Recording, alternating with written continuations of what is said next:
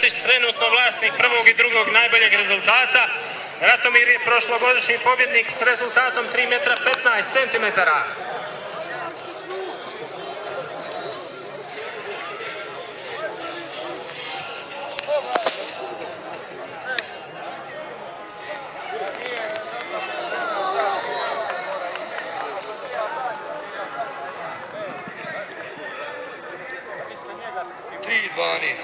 Tri metra 12 centimetara, svega 3 centimetra kraći odnosno na prošlogodišnji rezultat.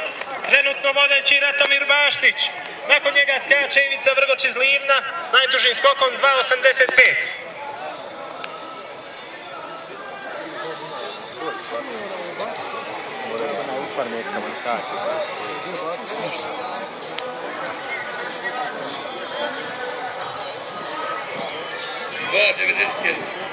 Dva metra 91 centimetar. Skok je našeg Ivice Vrgoča, nakon kojega skače Anđelko Brngić iz Livna. Do sada koji je najduže skočio 2 metra 66.